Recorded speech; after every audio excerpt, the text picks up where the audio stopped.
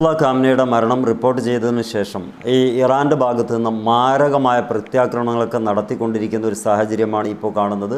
ദുബൈയിലും അതേപോലെ തന്നെ GCC പ്രദേശങ്ങളിലും ഉടനെ അറ്റാക്ക് ഉണ്ടാകുമെന്ന ഒരു ബ്രേക്കിംഗ് ന്യൂസ് ഇവിടെ വന്നിട്ടുണ്ട്.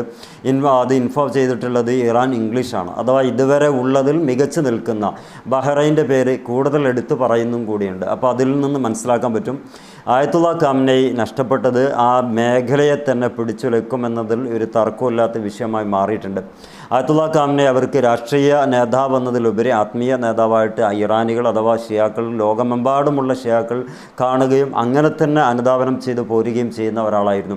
അദ്ദേഹത്തിൻ്റെ മരണം ഇറാൻ TV പ്രസ്താവനയോടുകൂടെ അവർ പ്രഖ്യാപനം നടത്തിയപ്പോൾ അതുമുതൽ അവിടെയുള്ള തടിച്ചുകൂടിയിരിക്കുന്ന ജനങ്ങൾക്ക് മുമ്പിൽ ഇറാൻ വിങ്ങിപ്പൊട്ടുന്ന രംഗമാണ് കണ്ടത്. അതിൻ്റെ പിന്നാലെയാണ് നമ്പർ 3 എന്നും പറഞ്ഞിട്ട് ഒരുപാട് രാജ്യത്തിൻ്റെ GCC രാജ്യത്തിൻ്റെ പേര് പറഞ്ഞുകൊണ്ട് ഇത് എക്സ്റ്റെൻസീവ് ഡ്രോൺ അറ്റാക്ക് എന്ന് പറഞ്ഞിട്ട് ഒരു മിഡിൽ ഈസ്റ്റിൻ്റെയും സിയോണിസ്റ്റ് അമേരിക്കൻ ടാർഗറ്റിനെയും ഞങ്ങൾ അടുത്ത ഘട്ടം ഉന്നം വെക്കുമെന്ന ഒരു പുതിയ പ്രഖ്യാപനം ഇറാൻ IRGCയുടെ ഭാഗത്തുനിന്ന് വരുന്നു. അപ്പം നമ്മുടെ പ്രവാസികളായിട്ടുള്ള ആളുകൾ കരുതലോടുകൂടെ നീങ്ങിയാൽ കുറേ കൂടി നന്നാകുമെന്ന് ഇതിൻ്റെ ഭാഗമായിട്ട് ഏത് സമയം അറ്റാക്ക് തുടങ്ങുമെന്നൊന്നുമില്ല, പുതിയ ഒരു എക്സ്പാൻഡ് ചെയ്യാനുള്ളൊരു വാർത്തയാണ് ഇപ്പോൾ വന്നിട്ടുള്ളത്. അപ്പം ഇറാൻ ഏതൊക്കെ രാജ്യത്തെ അടിക്കുമെന്ന് ചോദിച്ചാൽ ഈ GCC കൺട്രിയിലെ ഒട്ടുമിക്ക ഭാഗങ്ങളിലും അടിക്കാനുള്ളൊരു തയ്യാറെടുപ്പിൻ്റെ ഭാഗമായിട്ടാണ് ബ്രേക്കിംഗ് ന്യൂസായിട്ട് ഇറാൻ ഇംഗ്ലീഷ് എന്ന് പറയുന്ന പോർട്ടൽ പുറത്തുവിട്ടിട്ടുള്ളത്. അതോടൊപ്പം തന്നെ ഇസ്രായേലിൻ്റെ ഭാഗത്തേക്കും വലിയ രൂപത്തിലുള്ള സൂപ്പർസോണിക് മിസൈലുകളൊക്കെ അയക്കുകയും അവിടെയുള്ള താട് സംവിധാനങ്ങൾക്കോ നേരോ 3 സിസ്റ്റത്തിനോ ഒന്നും തടുക്കാൻ പറ്റാത്ത രൂപത്തിൽ മാരകമായിട്ടുള്ള പരിക്കുകൾ പറ്റുകയും ചെയ്യുന്നു. അപ്പോൾ പുതിയൊരു പ്രഖ്യാപനം ഇപ്പം വന്നിട്ട് സമയം 12:54 PM അഥവാ ഉച്ചയ്ക്ക് ശേഷം 12:54 ഈ റിപ്പോർട്ട് ചെയ്യുന്നത്. അതിനുശേഷം ഒരു വലിയ വ്യാപകമായിട്ടുള്ള ഒരാക്രമണത്തിന് വേണ്ടിയിട്ട് IRGC കോപ്പ് കൂട്ടുന്നുണ്ട്. അത് പ്രത്യാക്രമണമായിട്ടാണ് പറയപ്പെടുന്നത്. നമ്മൾ അക്രമം എന്ന് പറയുന്ന അത്ര ശരിയല്ല. കാരണം ഇസ്രായേൽ എന്ന് പറയുന്ന രാജ്യമാണ് ആദ്യമായിട്ട് അറ്റാക്ക് ചെയ്തത്. അമേരിക്കയുടെ എല്ലാ സമ്മതത്തോടു കൂടിയും നടക്കുന്ന ഈ ഒരു പ്രത്യാക്രമണത്തിൽ അമേരിക്കയും കൂടി ഉണ്ടായിരുന്നു എന്നത് വ്യക്തമായ തെളിവുകളുടെ അടിസ്ഥാനത്തിൽ ഇറാൻ സ്ഥിരീകരിക്കുകയും ചെയ്തിട്ടുണ്ട്.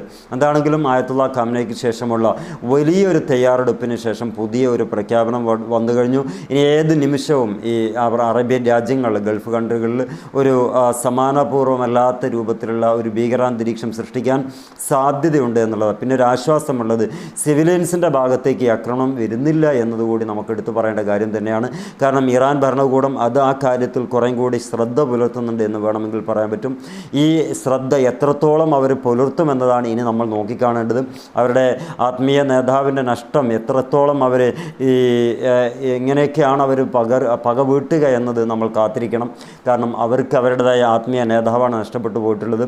ഈ ഷിയാക്കളെന്ന് പറയുന്നത് ആത്മീയ നേതാവിന് അത്രമേൽ ഹൈപ്പ് കൊടുക്കുന്ന ഒരു വിഭാഗം കൂടിയാണ്. അതുകൊണ്ട് തന്നെ ഏത് തരത്തിൽ അവർ ആക്രമണം നടത്തുമെന്നത് കാത്തിരുന്ന് കാണാനേ കഴിയുള്ളൂ.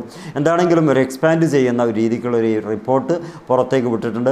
ഇനി മുതൽ അടുത്ത നിമിഷം എങ്ങനെയാണ് ഈ IRGC പെരുമാറുന്നതെന്ന് കാത്തിരുന്ന് കാണേണ്ടി വരും.